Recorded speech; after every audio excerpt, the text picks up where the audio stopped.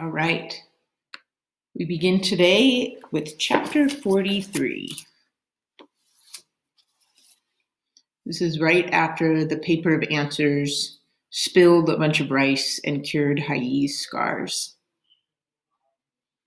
I wonder if that's the paper. Pinmai had given Hai the paper of answers by mistake, and it had wiped away her scars. But how could that be possible? But it was. The skin on Hai's face was even and unblemished, and a puddle of uncooked rice lay at her feet. "What is going on over there?" said one of the hideous masters of the House of Wu, alerted by Pinmai's yelp. His beady eyes glittered, and the woman raised her head as if smelling a feast. "What are you doing?" They scampered over, leaping over furniture in their eagerness, but stopping abruptly when they saw their servant. Your scars," the man stuttered. "How did you?" "You wiped them away," the woman shrieked. "It must be that cloth. Give it to me." Before the other could even shout, they fell upon their servant, snatching the paper from her hands. Without hesitating, they began to rub their faces vigorously, each after the other. But when they raised their hands to touch their skin, their scars had not disappeared. Instead, their faces were puckering and shriveling, their fur collars almost swallowing their heads. No, it wasn't their collars. The man and woman were sprouting fur. Their faces, arms, and legs were covered with dark brown hair, the color of rotting wood. And it wasn't just their faces. Their whole bodies were shrinking. They grew smaller and smaller until their fine silk capes and robes and hairpins fell on the stone floor and completely covered them. 4 dark hands reached out and pushed the silks open, and 2 small, furry heads thrust out. The others cried in shock. The masters of the House of Wu had turned into monkeys. The 2 monkeys glowered, their eyes full of fury. Pinmai could only gape, her mouth a round circle, her head dizzy with astonishment. Hai stood and grabbed the broom. "Shoo, shoo," she said. Yishan opened the door and Hai swept at the monkeys. "Out," she scolded. "Out." The monkeys chattered angrily, spitting and clawing, but their former servant was persistent, pushing and shoving with the broom until both monkeys were out the door.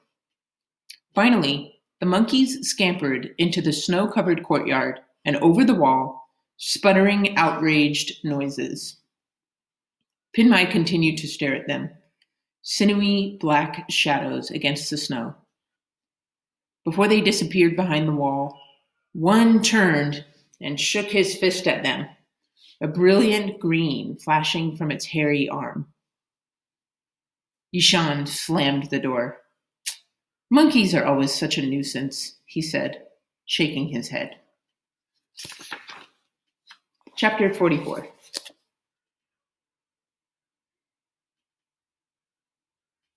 It's kind of fun when the bad guys get what they deserve, huh?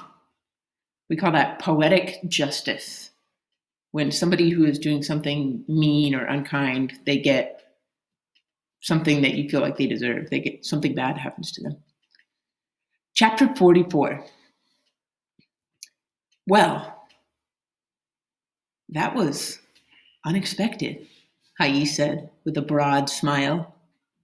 Now that her scars were gone, Pinmai could see her wide, pleasant face dimpled with laughter.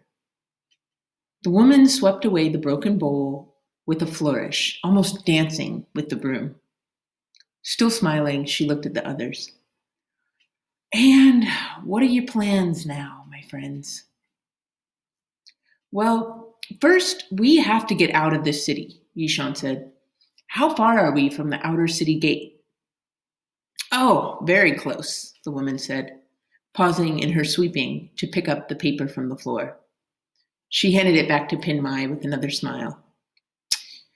You see, the Emperor left this morning while you all slept. The Emperor has left orders to have y'all killed if you're found. But when he heard you were children, he didn't feel he needed to waste any more time or men on you. So I'm sure we could sneak you out pretty easy. After we leave the city, I am going to the vast wall to find my husband, Lady Meng said. Hai suddenly stopped sweeping, and she looked at Lady Meng, her eyes full of sympathy and dismay. She opened her mouth to say something, but Lady Meng's head rose defiantly. She looked out the window, her figure shrouded in a gauze curtain of cold white light. Hai closed her mouth and looked at the children. And you two? She said finally.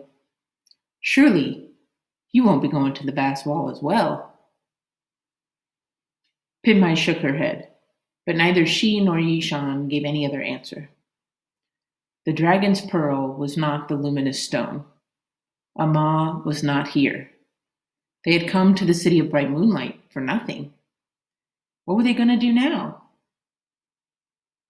As Hai swept, the pieces of the broken bowl clinked together and made a hollow sound. Well, you are certainly welcome to stay here as long as you wish, Hai said. She lifted a large pot of soup onto the stove and looked at her reflection. Man, I never was a beauty, she said, touching her face. But now I would not trade, even with the goddess Nuwa. That's good, because you'd have to have a fishtail, Yishan said, almost absently, as he gazed at Lady Meng. Which would be better if you were in the sea instead of... Yishan, Pinmai said, sitting up. Do you remember? Do you remember what the emperor said to the king about the stone? How the king would understand if he went to sea bottom? Yes, Yishan said, turning towards her. I don't remember everything, but I do remember that. So?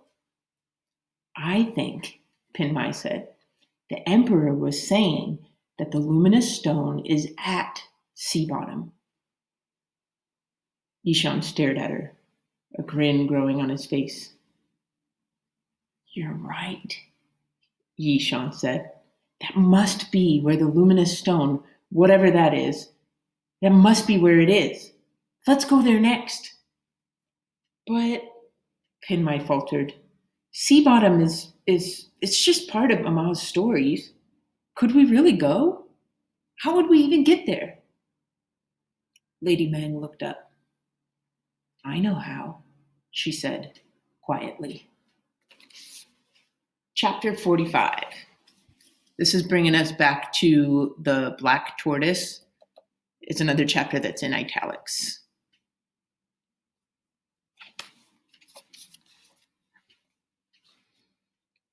The snake's eyes, like deep, dark pinpricks, gazed at the black tortoise. It stretched towards the tortoise as if longing to embrace it.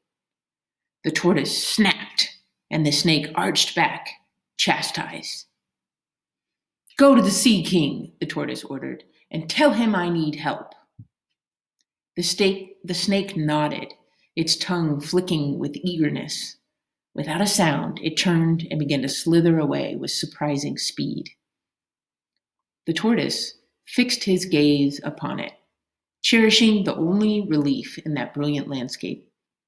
He watched the black snake crawl and glide until it became a thin silk thread in the distance and disappeared. Chapter 46.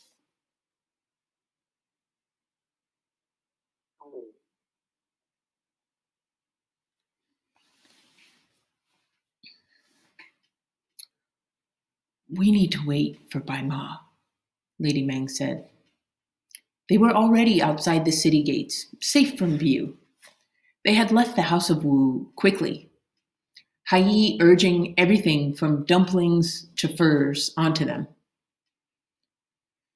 I don't think my masters will need these anymore, Hai had said with a small, mischievous smile.